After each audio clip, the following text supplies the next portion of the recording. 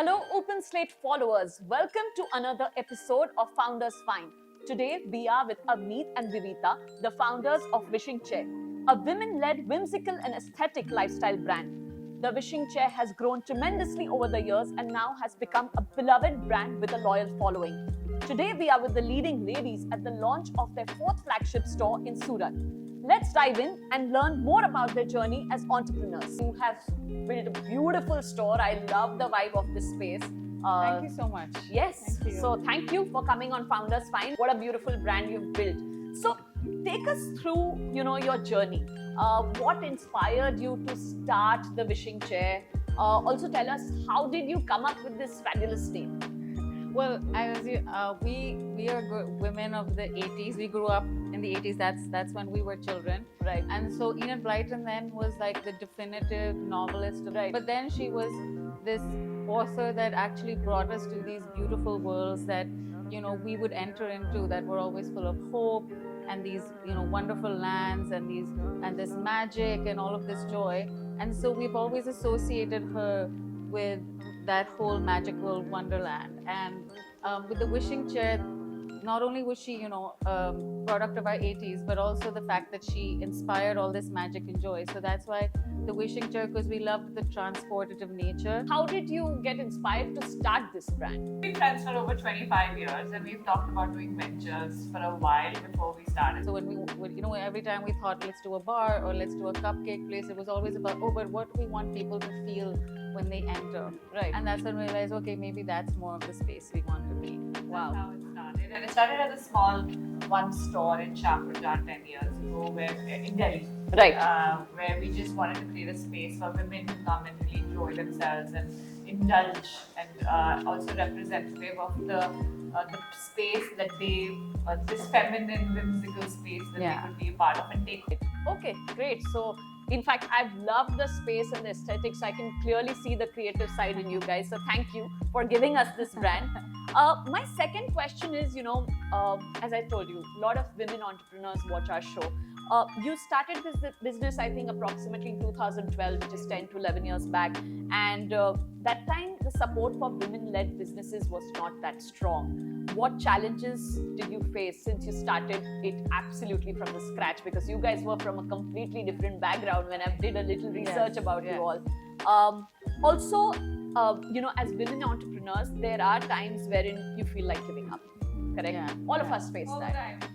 Right? What is that one thing that keeps you going? So for the first question, obviously, like when we started, it was a whole, it was a whole different landscape. Things weren't online.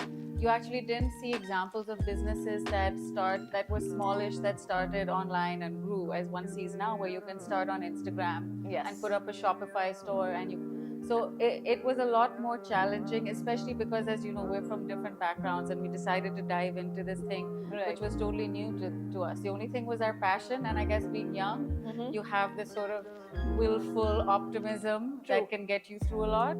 As women, I think that was especially, and I think as all women probably go through the same thing, is that it's hard to be taken seriously.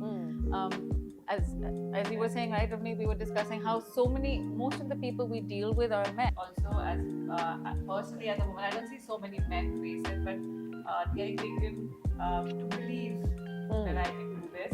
A lot of women also suffer from imposter syndrome. Yeah. So we have that for sure, both of us. We're like, are we doing this correctly? Are you good enough? Are we growing fast enough? I think you guys make like a great partnerships. I think you guys balance each other very We well. have a really great support. Right. So yeah, when you were asking about like how do we keep going when you want to give up, I think a big part of it is that we have each other.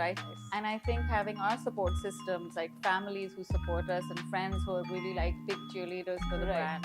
But I think the key thing for women is to, we have this paragon of what a business person should look like, an entrepreneur should look like. And it's like, oh, they have to be strong and have all the answers. But I think the thing is that vulnerability is really important, that you should be able to be okay with saying, hey, I don't know, I'm winging it here, I'm drowning sometimes, I don't know what I'm doing and I need help. Right. Really And I also personally feel like, it's the journey that makes you successful. If there's no Yes. journey, I think easy success is not for the long term. Exactly. How nice. No, but great. This is a great learning for us as well.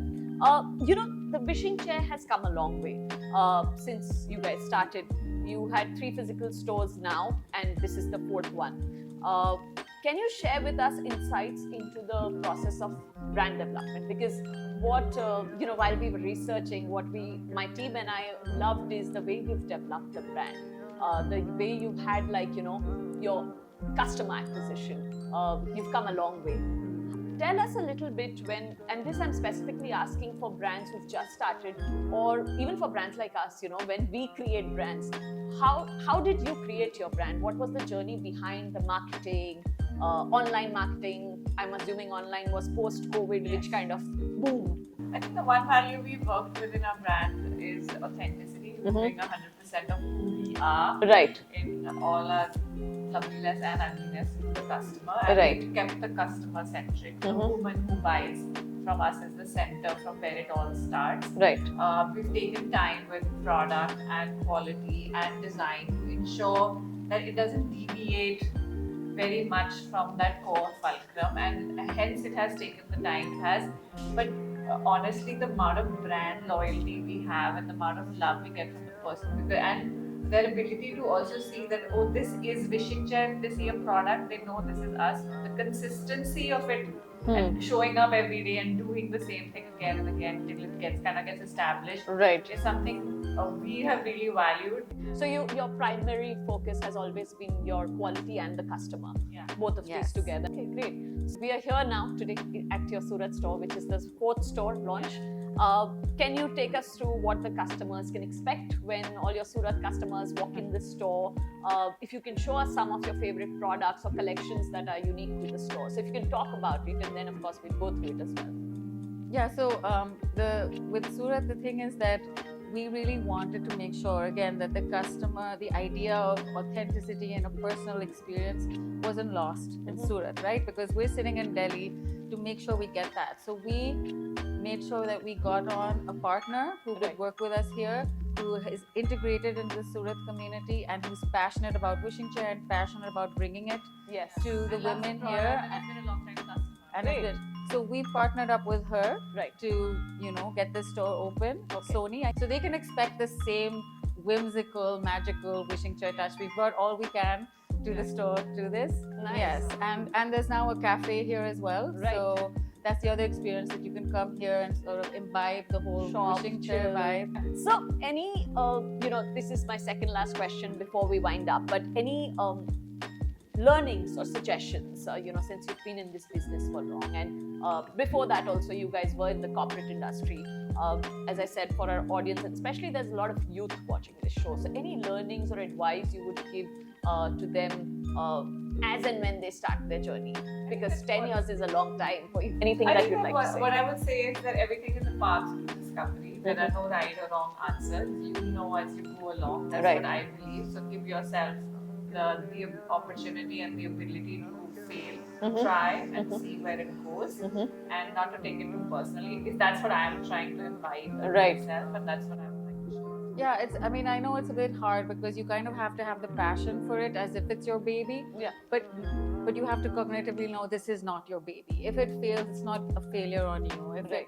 the ups and downs aren't something that you need to take personally as this. No, but I must Exactly. say, and this is something I really like when I walked in and I saw you guys here. Generally when you are kind of, venturing into multiple stores, I don't see a lot of founders being personally involved. So you guys are like, But that's really why we involved, can't and open that's 100 stores. Right. That's right. why we do one store at a We time. build slow, and we have to be present everywhere. The brand is an extension of who we are, so we need to be around to ensure Yes. that Right. it's consistent. Okay, great. And I have heard, I don't know if it's true, but you guys are soon opening in Ahmedabad as well. So is that true? That's my first question. And lastly, what can we expect? What's next for Wishing Chair? What all is happening? Tell us a little bit more. We are in talks with someone. Right. But Sort again, of, yeah, but yeah, I mean, it depends on whether that comes through or not. But we would love to come there. I mean, we've heard We shall help you with that. It's so like yes. the design center of India, Yes, so that would be absolutely. amazing and an honor to come there. We're working on Diwali already. Great. Okay. Yeah. So you can expect a ton of very interesting options Okay. from us. Yeah, we're really pushing a whole, because that's what we've gotten feedback on, a whole lot more gift options in the fragrance and gifting range, in like our tableware range. Mhm. So there's a lot more of like design stuff, like really nice gift packaging and boxes. Super. That's what I we're already working love on. your packaging. So now you're saying it's going to Oh, be it's good. better. We're and upping then- the game. I mean, and Amazing. again, that's what you have to do in business. Right. You Please can't come to stand still. Ahmedabad. We don't have many options there. So yes, please do. But thank you guys. Thank you so much. Wishing you all the very best for many, many, many stores to come. Thank you so much, And Radhika. thank you It's for an honor to be here. coming on the Founders Find. Thank you guys. Thank you.